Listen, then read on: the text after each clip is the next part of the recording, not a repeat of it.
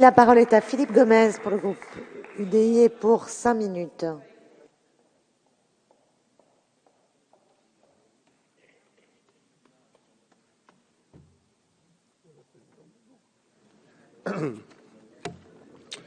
Monsieur le ministre, Madame la Présidente, Monsieur le ministre, Monsieur le Président de la Commission, Monsieur le rapporteur, l'école n'est ni une formule magique, ni une place forte, elle est un projet, une construction.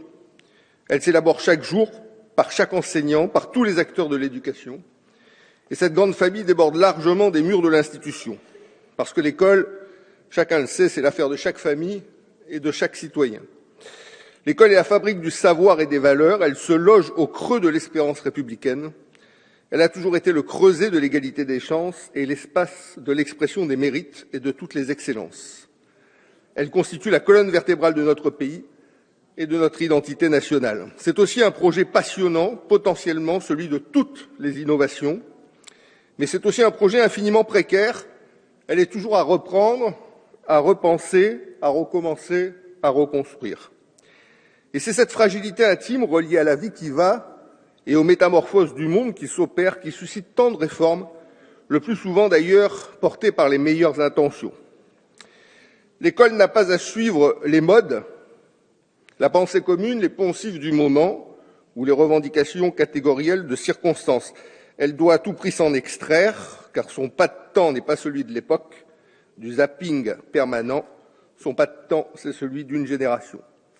L'école, pour nous, est une conquête qui se construit dès les premières années de la vie. Et cette conquête est de plus en plus difficile pour une large part de nos concitoyens. L'échec est considérable, on l'a dit. Pour moi, il y a 2 chiffres qui le marquent de manière un peu effrayante. C'est que les clés de l'insertion dans notre société, les clés de compréhension du monde ne sont pas offertes à 20% de nos concitoyens.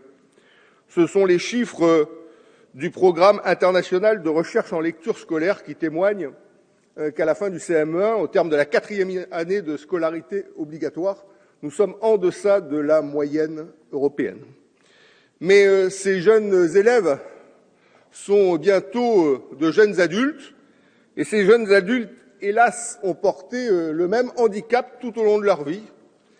Et lorsque nous disposons des chiffres des journées défense et citoyenneté, anciennes JAPD, on s'aperçoit là aussi qu'on a 20% de lecteurs inefficaces, avec une régression constatée de plus en plus forte sur la compréhension des textes informatiques.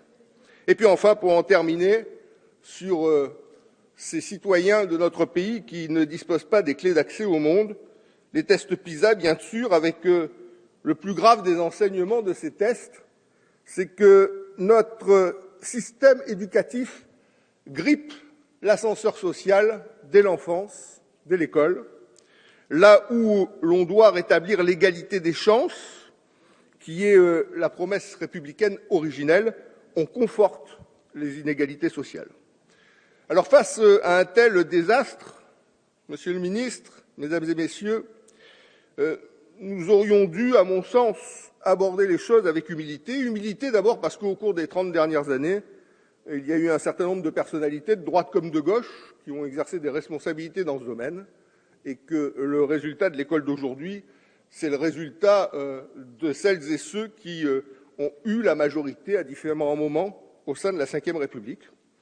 Et puis humilité aussi parce que les 2 précédentes réformes d'importance qui ont été menées, celle de 89, dite loi Jospin, et celle de 2005, dite loi Fillon, qui portaient, elles, des modifications fondamentales, la création des cycles de 89, ça a vraiment été quelque chose d'important, la création du socle de connaissances et de compétences également. Qu'est-ce qu'on peut constater 25 ans après la création des cycles? C'est le directeur général de l'enseignement scolaire qui le dit d'ailleurs dans les auditions.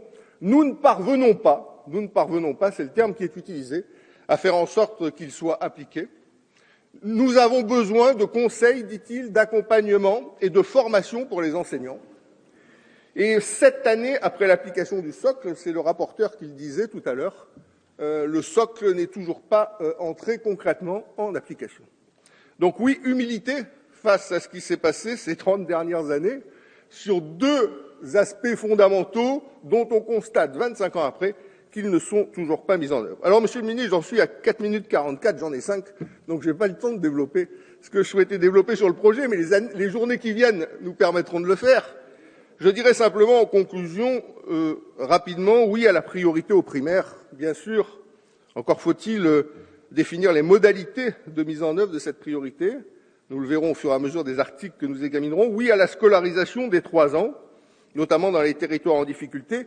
Et oui à la refondation de la formation, c'est essentiel, mais là aussi, derrière les titres et les dénominations, qu'est-ce qu'il en est véritablement? Mais non, Monsieur le Ministre, parler de refondation ne nous semble pas adapté, parce qu'une refondation qui fait l'impasse sur les collèges et les lycées ne peut pas être une refondation de l'école, parce que ne pas traiter des filières professionnelles et technologiques et de manière plus générale des liens entre l'école et l'entreprise, ça n'est pas non plus une refondation véritable, parce que ne pas prendre en compte le statut des enseignants et les obligations de service, et la question de leurs obligations de service, c'est un élément fondamental aussi d'une éventuelle refondation, parce que la question du degré d'autonomie des établissements n'est pas une question accessoire ou anecdotique, c'est une question essentielle, et parce que, enfin, le partenariat avec les parents et les collectivités est un élément important de notre vie d'aujourd'hui, et que, bien évidemment, l'école